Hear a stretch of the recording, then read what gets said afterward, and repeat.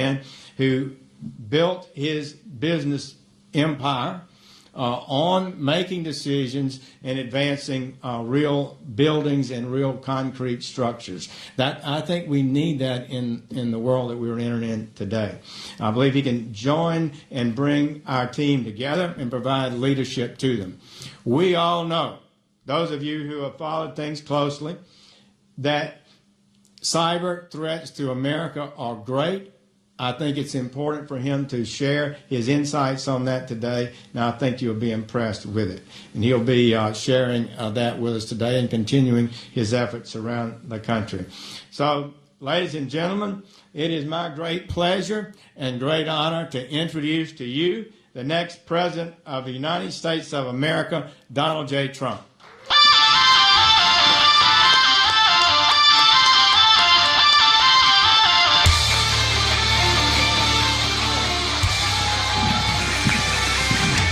Thank you, everybody. Thank you. Thank you. Look at this. Boy, what a response from our greatest people. Thank you very much. Thank you. Well, at least I definitely know the military likes Trump, right? That's great. It's you're amazing people, are great people, and I very much appreciate it. And speaking of that, we will have this week over 200 admirals and generals endorsing Trump, and that to me is a fantastic honor. In addition, we had 17, now we have 19 folks, Congressional Medal of Honor recipients, and to have that many is very unusual and a tremendous honor. I've met many of them over the last 2 weeks, and that to me is just a great honor. So I want to thank everybody. I want to thank everybody in this room, and it's a privilege to be here this morning with you. So many distinguished members of our service, and that's really what you are, very, very highly distinguished members. Before we get started, we're going to have a Q&A in a little while. I'd like to address one of the most important aspects of America's national security, and that's cyber security. To truly make America safe, we must make cybersecurity a major priority, which I don't believe we're doing right now for both government and the private sector. Cyber theft is the fastest growing crime in the United States by far. As president, improving cybersecurity will be an immediate and top priority for my administration. One of the very first things I will do is to order a thorough review of our cyber defenses and weaknesses. We have very substantial weaknesses, including all vital infrastructure. Cyber attacks from foreign governments, especially China, Russia, North Korea, along with non-state terrorist actors and organized criminal groups, constitute one of our most critical national security concerns. They're learning everything about us. And we don't want to have any servers in the basements, by the way, folks. Is anybody here? Has anybody in this group, I know our congressman hasn't done it, has anybody put a server in their basement? Oh, boy. Hillary Clinton's only experience in cybersecurity involves a criminal scheme to violate federal law, engineering a massive cover-up, and putting the entire nation in harm's way. The fact that a former senator and secretary of state claimed not to know what the letter C means is just one more example of why she is totally unfit to hold the office of president. Totally unfit. It's interesting that during her FBI review, which took place on a massive holiday and which wasn't recorded, and lots of other things, that she went 39 times. She didn't remember. She doesn't remember anything. She remembered practically nothing. But when she has to remember something, she remembers. It's a very sad situation, I will tell you. I'm sure the folks in this room are not thrilled. The scope of our cybersecurity problem is enormous. Our government, our businesses, our trade secrets, and our citizens' most sensitive information are all facing constant cyber attacks and reviews by the enemy. Just consider some of these recent hacks. JP Morgan Chase, massive bank, had 73 million emails stolen. eBay was involved and gave up 150 million passwords. Target was attacked and gave up 40 million credit card numbers. Attacks like these are happening on a regular basis both in the United States and around the world. And the costs in terms of privacy, our security, and our financial sector are truly extraordinary. Identity theft, financial laundering, as well as ransom and ransomware. I mean, think of it. All involving extortion of a hacked institution are becoming increasingly common. And they are extorting institutions. Incredibly, hackers were able to obtain at least 20 million identities of people who under FBI background and were under FBI background investigations. The information hack contains facts discovered by the FBI in doing background checks for people seeking positions with the federal government. It's a treasure trove which can easily be used for blackmail and other reasons by the enemy. The fact that this highly classified information of very, very important people in many cases was so poorly protected demonstrates that cybersecurity is just one more area where the Obama administration has failed. And speaking of failure, when we do our question and answer period, you look at what's happened with our Navy in terms of the number of ships and our armed forces generally, how they're so depleted, how they're at almost record-setting lows, and in some cases absolute record-setting lows. It is very, very unfortunate and very, very dangerous for our country. We should not let this be like the history of the mafia, which was allowed to grow into a nationwide organization which infiltrated and corrupted so many areas of society for such a long period of time.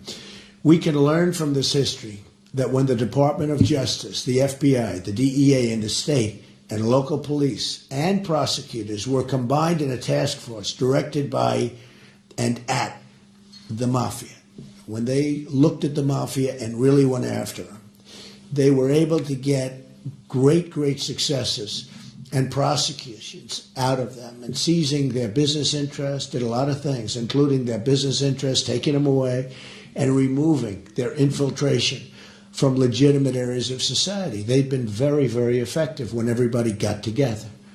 That was a long time ago. As president, I will instruct the Department of Justice to create a joint task force throughout the United States to work together with federal, state, and local law enforcement authorities and international law enforcement to crush this still developing area of crime.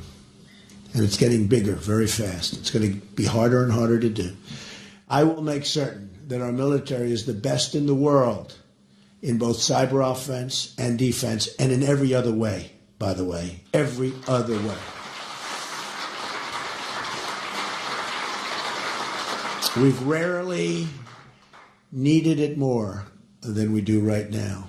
I will also ask my Secretary of Defense and Joint Chiefs to present recommendations for strengthening and augmenting our cyber command. As a deterrent against attacks on our critical resources, the United States must possess, and has to, the unquestioned capacity to launch crippling cyber counterattacks. And I mean crippling. Crippling. This is the warfare of the future. America's dominance in this arena must be unquestioned, and today it's totally questioned. People don't even know if we have the capability that we're supposed to have when you look at what's going on with other countries. Cybersecurity is not only a question of developing defensive technologies, but offensive technologies as well. For non-state terror actors, the United States must develop the ability, no matter how difficult, to track down and incapacitate those responsible and do it rapidly. We should turn cyber warfare into one of our greatest weapons against the terrorists, and they have to know it's coming, because right now they know nothing about us. It just seems they have an open blanket. It's like an open mark. Do whatever you want to do. Nothing's going to happen. Take our youth out of the country. infiltrate our country in so many different ways. We can't let this happen. We have to have it stopped immediately before it's too late. Thank you. To enhance the defense of the other agencies of government, including our law enforcement agencies, so important and doing such a great job, by the way, we will put together a team of our best military, civilian, and private sector cybersecurity experts to comprehensively review all of our cybersecurity systems and technologies. The cyber review team will proceed with the most sensitive systems first, but ultimately all systems will be analyzed and made as secure as modern technology permits, and hopefully that's going to be our technology. We will also require that follow-up reviews take place on a regular basis, determined by the sensitive nature of the security involved. The review will be very much exact and recommended by experts. We want experts, our finest people. We don't want people that are B-level, C-level, D-level. We have to get our absolute best, and the recommendations have to be a combination of defensive technologies tailored to specific agencies and every other discipline involved. This will include the various methods of internal monitoring, attack and penetration, investigation of suspected hackers or rogue employees, and you have plenty of rogue employees, and identity protection for government employees. The review team will also remain current on the constantly evolving new methods of attack and will attempt to anticipate them and develop defenses as often as possible before breaches occur. And there are ways of doing this through modern technology, but we are not using that. And frankly, our technology is not up to date. We're letting it slip by. And with technology, as we know, it can go very, very rapidly.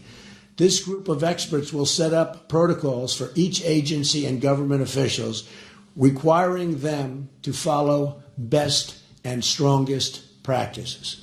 They will also establish a training program for all government employees to make certain that they understand what defenses are available and utilize them, along with a continuing education program so everyone is aware of the newest methods of both attack and defense. That means attack and defense.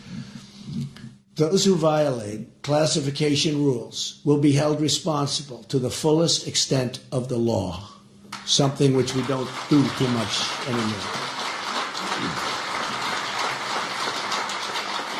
You know, in our country, lately we're more interested in protecting the criminals than we are in making sure that we're strong and powerful and know what we're doing. We're so interested in protecting criminals and people that want to do us harm.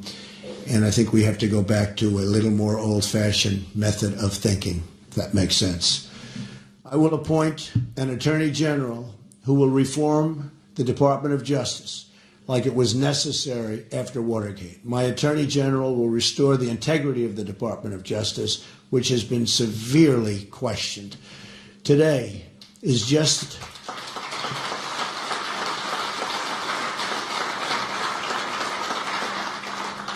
frankly, nobody's ever seen anything like what's happening today. When you have somebody getting a subpoena from the United States Congress to have your emails and all other information sent, and after, not before, after getting the subpoena, 33,000 emails are deleted and acid washed. And nobody even knows what that means, acid wash. It's a very expensive thing to do. Most people don't even know what it means. When you see something like that, and there's no crime, everything's just wonderful. You know, if you're in a private case with Mr. Smith, and they call for your records, and you get rid of your records so blatantly as this, you have serious consequences, like the most serious consequence. Here's the congressman sends out a tremendous subpoena.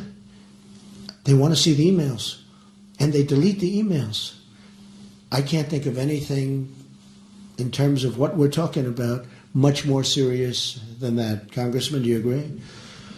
It's hard to believe that they can get away with this kind of thing. Today is just the beginning of a long and overdue national discussion on how to protect ourselves from modern cybercrime and evolving national security threats, and how to develop the cyber offense strategies necessary to gain a critical security edge in the 21st century. We need the edge, and ideally a big one. I want to thank everybody in this room. I have such respect for the people in this room for being here. And now let's begin our discussion. Thank you very much, folks. Thank you.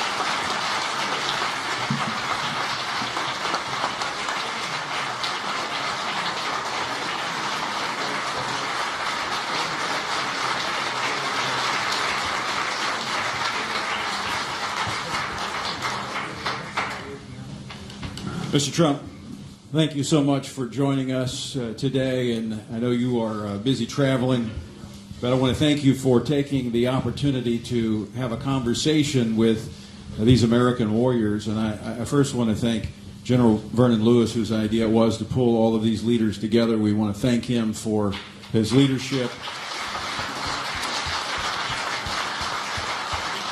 Before we begin, Mr. Trump, I just want to kind of give you an overview of who's in this room. We have gathered here warriors from across America who have fought and defended America and the ideals upon which America is founded in every conflict and war since World War II. They are in this room here today. They have retired and hung up their uniforms, but they have not retired from their defending of their oath, and that is to defend the Constitution of the United States against all enemies, foreign and domestic, and they are here today in service to their country. And so with that understanding that you have a room full of warriors who are ready to report for duty to defend this country, we want to begin with our questions, and General Boykin will recognize our first general to ask a question. Well, I'd like to say thank you for being here as well. Our first speaker probably has seen more combat than anybody else in the room here because he's fought in 3 wars. It's General Frederick or Fritz Croson. He was in World War II, Korea, as well as Vietnam. He commanded everything from the company to the corps level, and ultimately earned 3 Purple Hearts and 3 combat infantry badges. He had 3 4-star jobs. He was commanding general of the Forces Command, the Vice Chief of Staff of the Army, and the Commander-in-Chief of the United States Army Europe. General Croson, your question, sir. Thank you, General. Is this on? Is this on? You're on. I'm on. Mr. Trump, I only speak for the Army. It's not because I ignore the needs of the Air Force and the Navy, but and I accept everything you have said about the cyber threat to us. But my question has to do with the United States Army, which has been too small ever since the Cold War ended, and we paid the peace dividend out of the defense budget, and the Army has been too small ever since. When we were committed into Iraq and Afghanistan, and the Chief of Staff of the Army was asked how many troops he was going to need to finish that war, and he said about 300,000. He was made a pariah, and nobody asked for his advice and counsel for the rest of his tour duty. We've been using that Army for the last 15 years, and it's the first time we ever went to war without expanding the size of the Army. Instead of that, they hired 200,000 civilian contractors to do the work that the Army wasn't big enough to do. Now we have an Army that's being worn out. We are losing experienced soldiers who are being dismissed from the Army in order to bring the size down even more.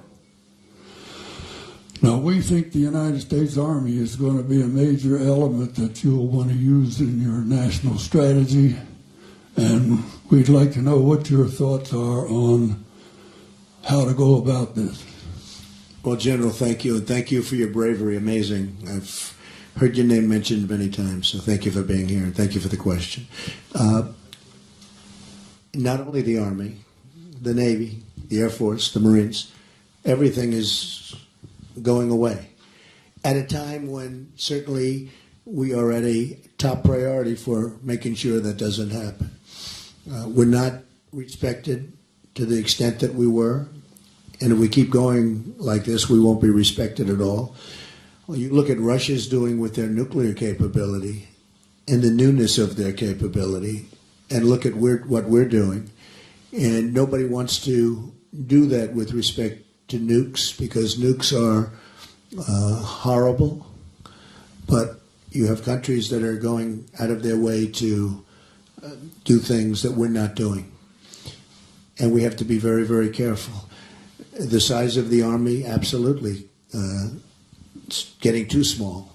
In fact, a certain general, when he left about a year and a half ago, said, we are not only too small, we're the least prepared that we've ever been since he can remember, the least prepared. So it's a combination of that, of both. Look, I feel so strongly that, I use a different word in going around, that our forces are depleted. They're depleted. We have the greatest people on earth, but they're depleted. You see where the fighter jets are so old that they can't get parts anymore. They have to go to airplane graveyards and museums to get parts for our fighter jets that we're currently using. They don't make the parts. And you have other countries that have brand new equipment. And in some cases, we sell them the equipment. The whole thing is ridiculous. Now, we're going to build up our forces, including the Army, but we are going to build up our forces. We have no choice. You know, they can talk about sequester. They can talk about all of the different things that they're doing. But this isn't like we have a choice. This is something where, and we're going to be cutting elements of government, certainly. But when it comes to the military, we have no choice. We cannot have a depleted military. We have to have the strongest military by far. And with that being said, as you know, we spend a lot of money on protecting other countries. And yet, those other countries aren't paying nearly what it costs us for that protection. They're getting one of the great bargains of all time. But we're spending on numerous countries, very substantial countries. You know the countries we're talking about. But we're defending them for a fraction of the cost. We have to go to those countries and we have to ask them to make contributions that are greater than the contributions they're making right now. You know, we're going to protect them. We're going to remain loyal to them. But at the same time, it's a two-way street. They have to help us also. So I think your question is a great one. We will build our military forces to a level that will be, I believe, stronger than ever before if I become President of the United States. Okay? Thank you.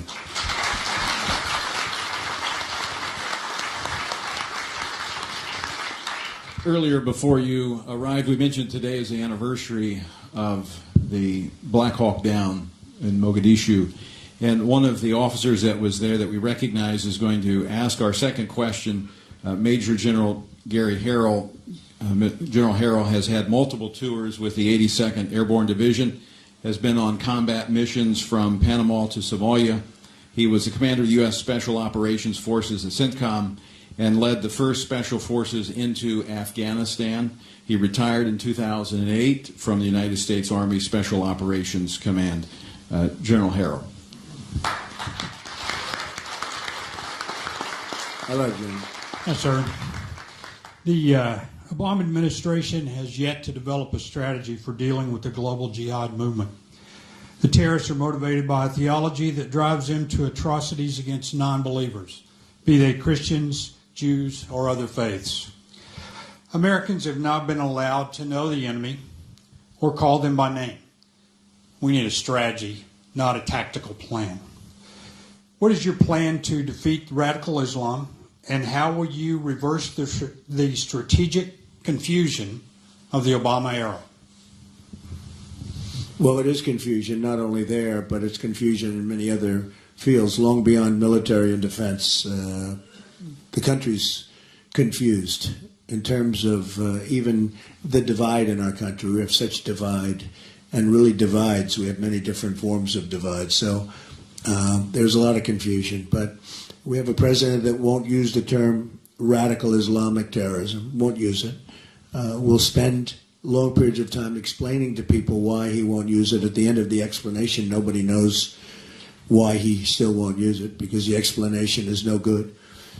And I mean, honestly, we have a president that, in my opinion, really doesn't know what he's doing. We have a president that doesn't know what's happening. And when it comes to the military, I always said, keep the oil. I said, don't go in, but I said, keep the oil. Had we kept the oil, you wouldn't have ISIS, because they fuel their growth with the oil.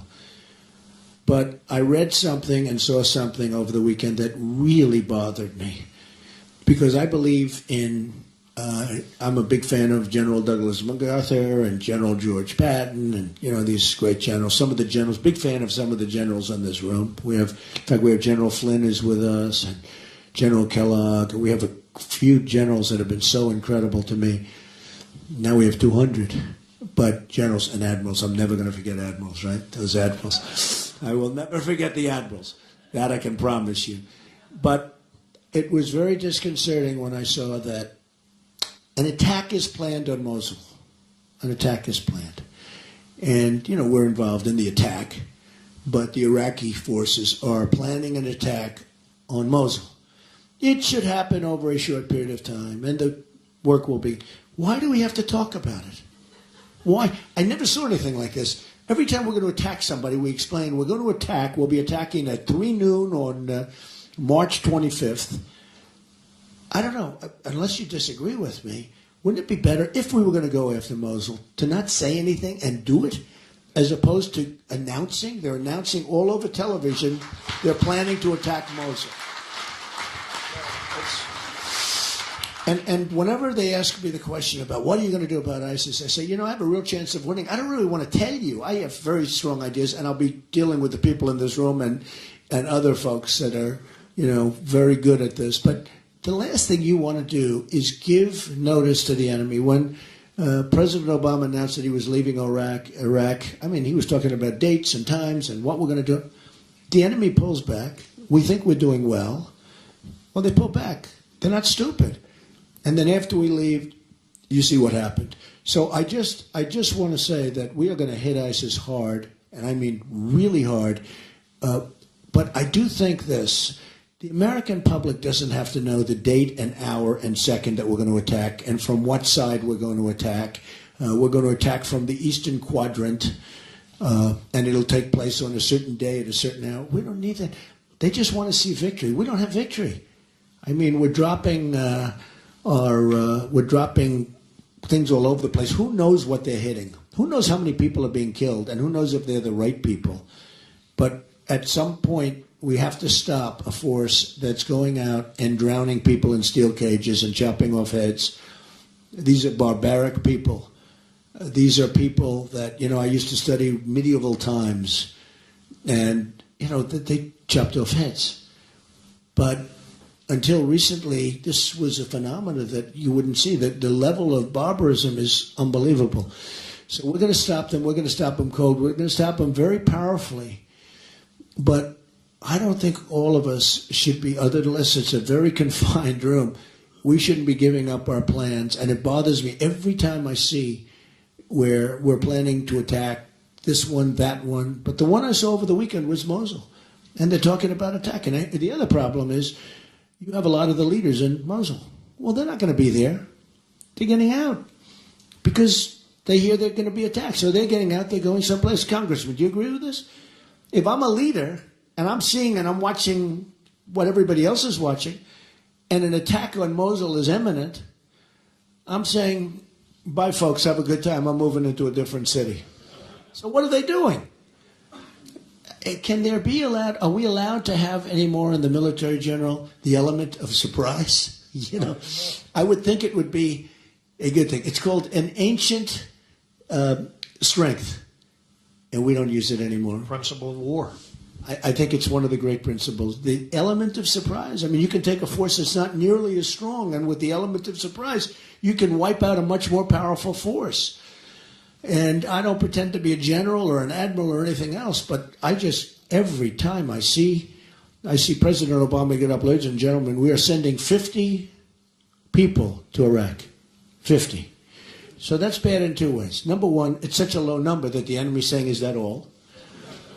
And number two, when you think 50, those people now have a target on their back. They want to find those 50 people, and they look for those 50 people. When Hillary Clinton says no boots on the ground, now, whether you want boots on the ground or not, you shouldn't say it, because you've just taken, so she said there will be no boots on the ground. She's very strong, because politics, it sounds a little bit better to say no boots on the ground. But by doing that, she has empowered the enemy. She's empowered the enemy. And I think she possibly means it. I'm not sure if she means it or not. But she says no boots on the ground. She has taken a tremendous, that's really giving strength to the enemy. And even if she felt that, she should never admit that. She should never admit that. You have to leave all your options open. And if you don't leave your options open, you're a fool. And I hated to hear her say that. So, to summarize, you're not going to send a message about date and time, but you are going to send a message that their days are numbered. The days will be numbered very quickly. Okay, our third question is asked by Rear Admiral Frank Gallo.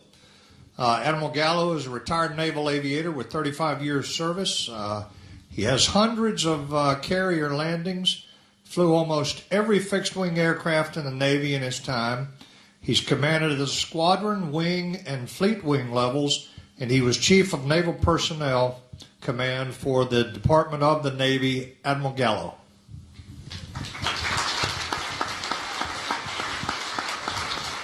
Mr. Trump, I'm happy you haven't forgotten the admirals, of course.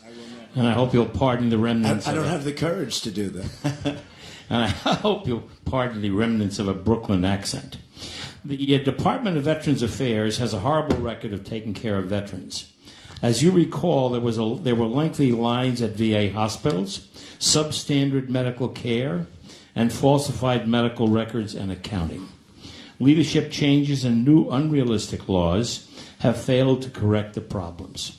The VA is probably the most ineffective bureaucracy in all of Washington, and it is time for drastic action. The question is, with the near daily revelations that the U.S. Department of Veterans Affairs fails veterans in some form or another, what is your plan to reform and fix the system to ensure veterans can have timely access and quality care for health care services? Okay, so first of all, I want to ask you one question. You had all those aircraft landings on the carriers, right? So can an otherwise excellent pilot, a very, very good pilot, because I've heard that some just can't do this, what percentage of very, very good pilots cannot land on an aircraft carrier with training? Any very good pilot can land on a carrier after they get the training. After training. The training is marvelous. Because I understand it's a very, very special talent. It's a talent that you acquire if you start off with the basics. Okay, very good. See, he puts it down a little bit. That's very good. Okay. That's very good. I've heard it's very, very tough. The Veterans Administration is a disaster, the VA. It's a disaster. I have gone to all over the country, and I've met so many veterans, and I have tremendous veteran support. And I see what those people are going through. To see a doctor, sometimes it takes 6 and 7 days, and then you finally get there, and the doctor's gone on vacation. We have to change that whole system. It starts with management. We have to have a whole different set of protocols. And we have to get people off the lines. You know, people are dying, not only the 22 suicides a day, which is inconceivable. When you hear that, when I first heard that, I said, no, you mean a month. I mean, can you imagine a day, 22 suicides a day? A lot of the suicide is people can't get to see doctors, a lot of it, because the waits are so long. That's an administrative problem. And by the way, the VA has some great doctors. I've been told by some of the veterans the doctors are great when you can get to see them, many cases. So we have a plan, and it's been put out on my website, and people love it. If you're going to have a wait of 6 days, 5 days, 2 days, 1 day, we're going to give our great veterans the right to go out, go across the street to a private doctor or a private hospital or a public hospital, whatever happens to be in that community, without having to drive 400 miles to another hospital.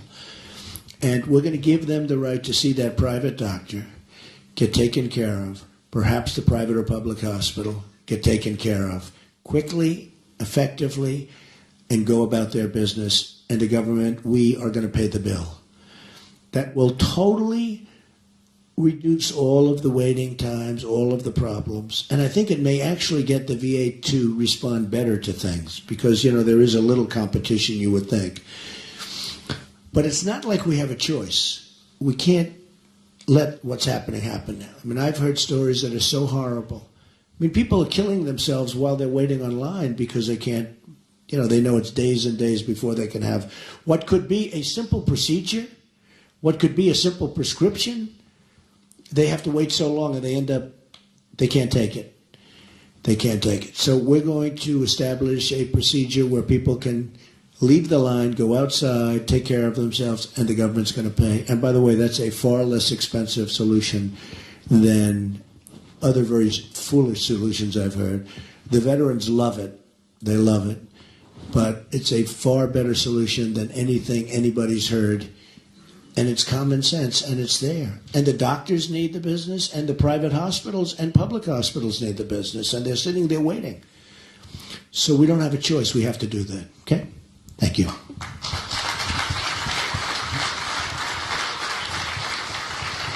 Thank you, Mr. Trump. We're going to transition to another set of issues, one that really has become a hallmark of your campaign, and that is challenging the area of political correctness. Colonel Don Bartholomew was an adjutant general officer and former commandant of the Army AG School. He is a decorated combat veteran, and he has our next question. Colonel? Sir, the U.S. military has been long successful because of the warrior ethos that's part of its DNA. But under this administration, that ethos has been under attack, and in some cases undermined by the forces of political correctness. The military has become an institution for social experiments, and as a result, the military has undergone a number of changes to regulations with regard to women in combat, transgender rights, and other issues. None of these PC actions were combat effective or readiness driven. In fact, the opposite is happening. Deployability, readiness, and morale are all adversely affected. So my question to you is, what will you do about the social engineering and political correctness that's been imposed upon our military? Well, we're going to get away from political correctness, and we're going to have to do that. Like the whole concept of profiling. I mentioned the other day profiling. Everyone goes, oh, profiling. Well, profiling is, in Israel they're doing it, and they're doing it well. And we may have to do that, and we may have to do other things. But you're right, we have a politically correct military, and it's getting more and more politically correct every day. And a lot of the great people in this room don't even understand how it's possible to do that. And that's through intelligence, not through ignorance, believe me. Because some of the things that they're asking you to do and be politically correct about are ridiculous. I will say, I would leave many of the decisions of some of the things you mentioned to the generals, the admirals, the people on top. And we get some of the congressman just mentioned to me, and I think it's true 100%. You get your top enlisted people in that, and you have some discussions with some of these top enlisted people who know it better than probably anybody. But we get our military people to come back and make recommendations to me, and I will follow those recommendations. I will follow them very strongly.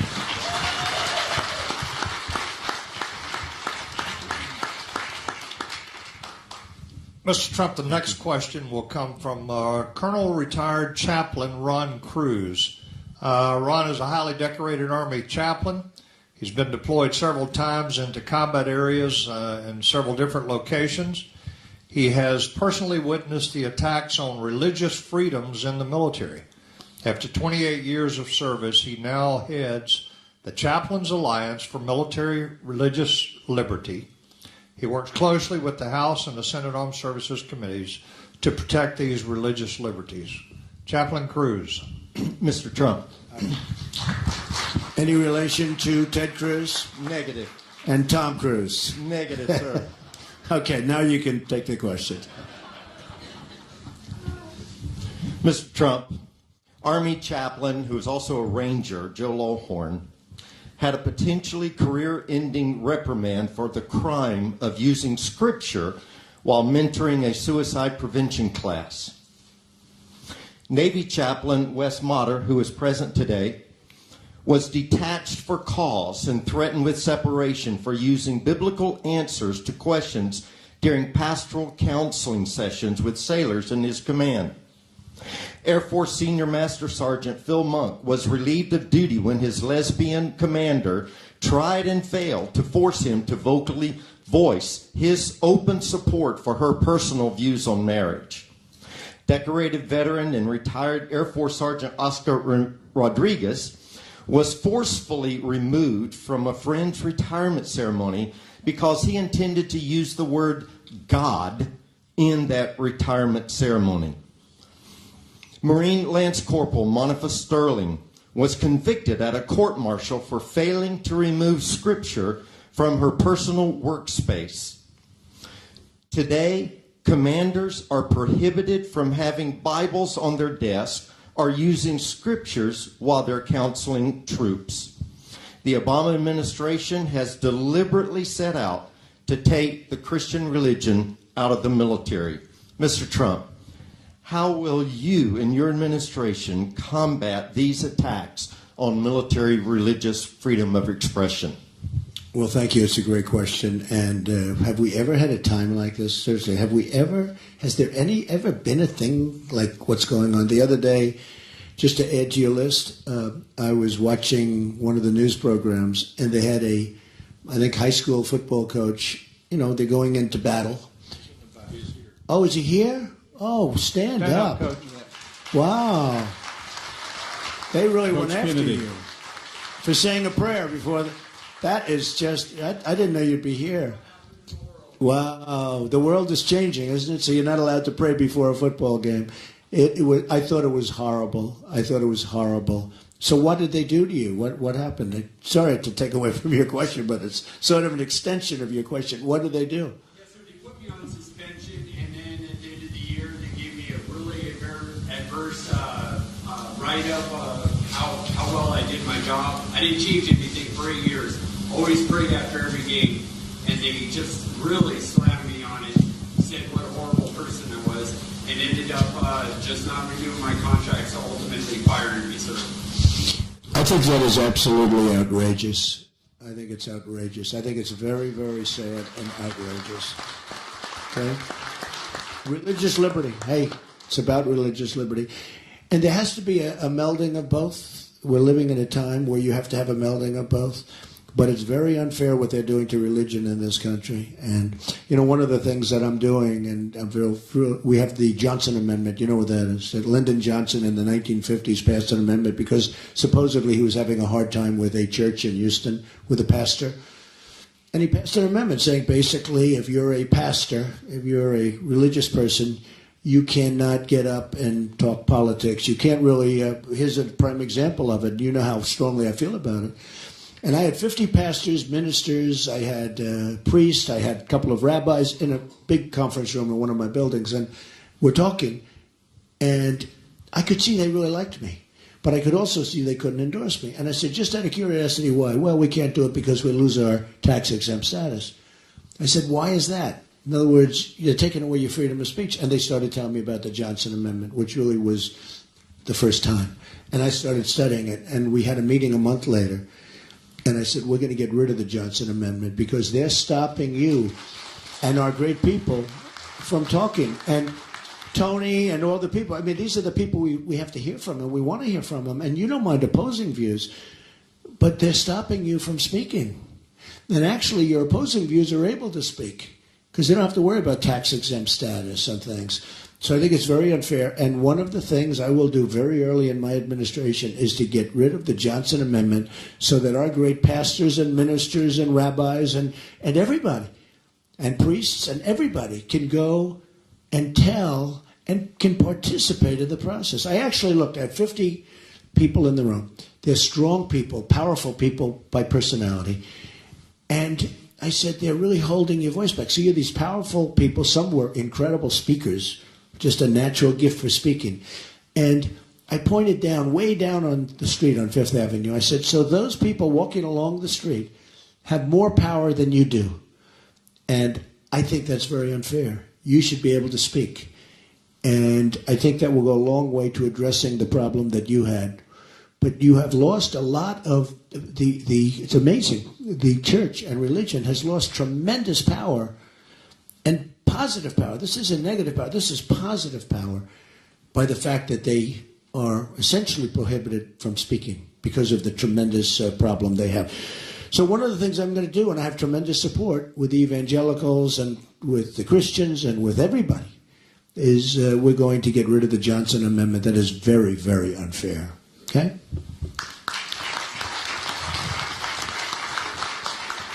Thank you, Mr. Trump. In fact, in relation to that, last week, the Republican leadership introduced a measure that would, in fact, repeal the portion of the Johnson Amendment that prohibits speech by churches and nonprofits, and that was in large part because of the visibility you've given to that issue, in fact, insisting that it be in the GOP platform, the repeal of that as well. So we thank you for very honored by that. Yeah, they did it last week, so that's the beginning of my process.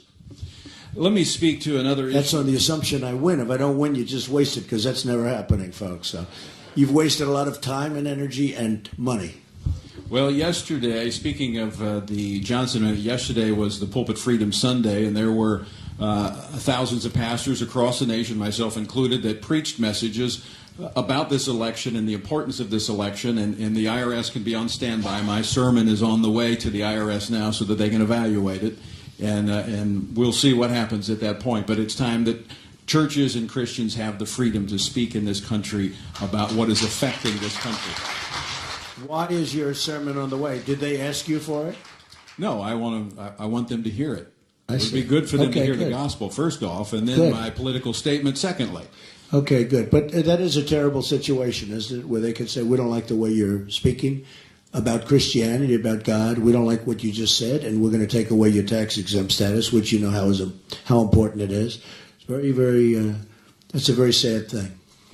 You have mentioned the generals and the admirals, and I want to talk. Don't forget the sergeants. All right. No, that's what I'm talking about. We want to get their advice also. Believe me. In fact, Coach Kennedy, his story, which was actually broken by Todd Starnes at Fox News, is a retired Marine gunny sergeant. And our final question, I do want to thank you again for being so generous with your time and having this conversation with these military warriors. I want to go back to something you spoke about earlier in relationship to the VA, but also about the well-being of our warriors. You know, a nation is judged by how it takes care of its warriors, those who have defended our ideals and our principles and have been willing to put themselves in harm's way. And this is not unconnected with the conversation we were just having, because it is that Christian ethic that even Jesus talked about. Greater love hath no man than to lay down his life for his friends. And many in this room have been willing to do so, but they have seen their friends make the ultimate sacrifice. And that is a burden that they carry. And it is a difficulty that they face. And we should not require them to face that alone as a nation. And so our final question comes from Staff Sergeant Chad Robichaux. Sergeant Robichaux is a former Special Operations Force Recon Marine. That is the toughest of the tough in the USMC. He was deployed 8 times to combat. He suffered and has fully recovered from depression and PTSD. He has been there, done that. He now heads the Mighty Oaks Warrior program that serves active duty veterans and their families in the most statistically successful such program of its kind in the country. Staff Sergeant Robichaux. Good morning, Mr. Trump. as you mentioned, there's a tragic suicide epidemic among our veterans, among our military and their families. While the military and VA are working on the problem, their efforts continue to fall short. There are a number of faith-based programs outside the DoD and the VA that are continuing to be successful in stopping suicide and divorce rates. Spiritual fitness works on these types of problems. The government is not taking advantage of these programs and services. So my question for you is, when you become president, will you support and fund a more holistic approach to solve the problems and issues of veteran suicide, PTSD, TBI, and other related military mental and behavioral health issues? And will you take steps to restore the historic role of our chaplains and the importance of spiritual fitness and spiritual resiliency programs? Yes, I would. Look, we need that so badly. And when you talk about the mental health problems, when people come back from war and combat and they see things that maybe a lot of the folks in this room have seen many times over, and you're strong and you can handle it, but a lot of people can't handle it. And they see horror stories, they see events that you couldn't see in a movie, nobody would believe it.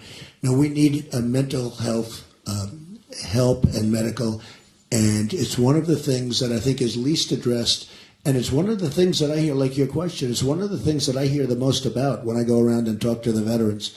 So we're going to have a very, very robust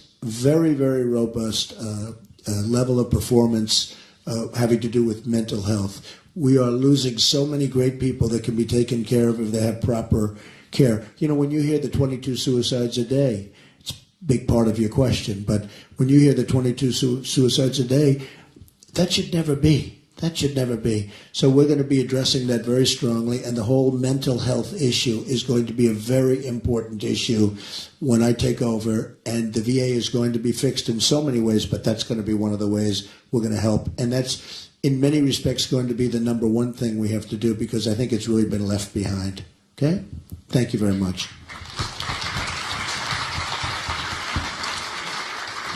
Just say one thing, Tony. We were talking last night, and one of the things that we are excited about is that you're beholden to nobody, except maybe Kellyanne.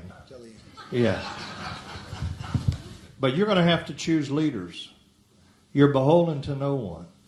We'd like to see a Secretary of Defense that is there because he or she has the capabilities and the qualities that are required to move our military back to where it needs to be. You're beholden to no one. We could give you several recommendations if you're interested, but I actually like that. I think, who else should I be listening to but the people in this room? Military leaders.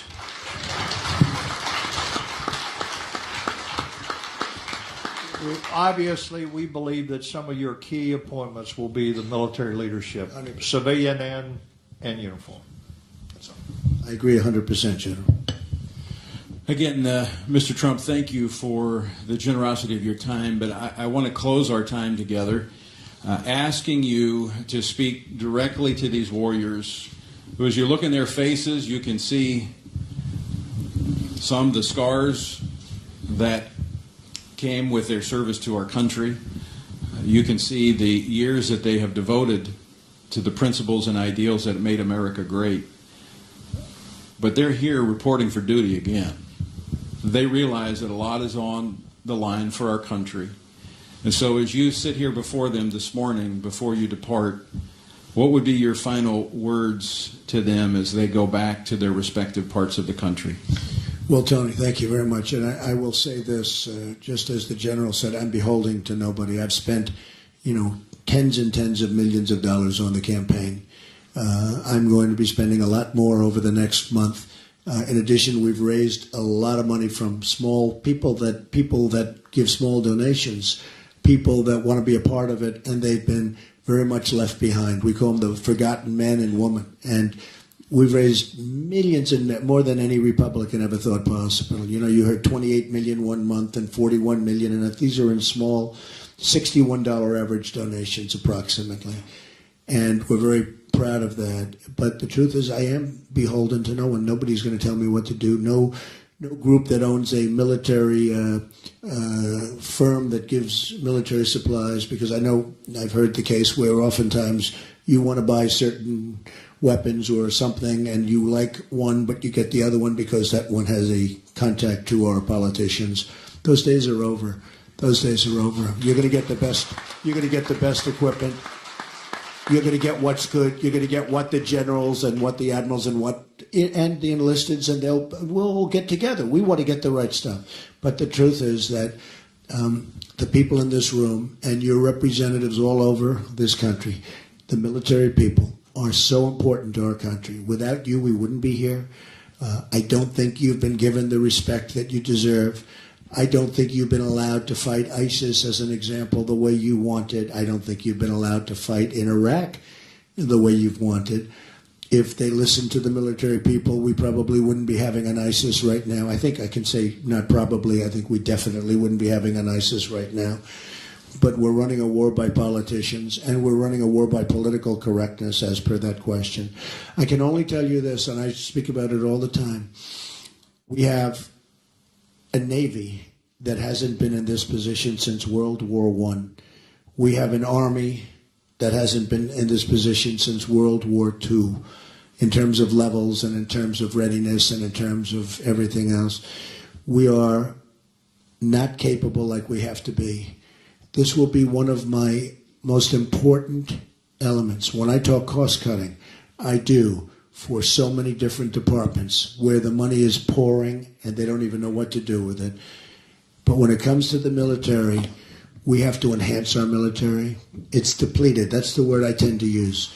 It's a depleted. We have a very depleted military. We have great people. We have a depleted military. I told you about the jet fighters. Well, it's like that with so many other things. So we are going to take care of our military. We are going to take care of our military, the people in our military, the finest people we have. We are going to take care of our law enforcement, because in some ways that's going hand in hand now more and more when you see what's going on and the people that we're allowing into our country. We are allowing people into our country that are going to cause us tremendous problems. This isn't a question of will it happen? This is a question of when. But we have people coming into our country who are going to cause you and our law enforcement tremendous problems, and therefore our society in the future, because we have politicians that should be ashamed of themselves. So I can only say this: a very, very important element of any country but our country, and in my opinion, the single most important thing that a president can do is the defense of our country. I mean, we can talk all of the elements. We can talk about Medicare and Medicaid and Social Security. We can talk about school. We can talk about everything. Defense is number one, or we don't have a country. Our military,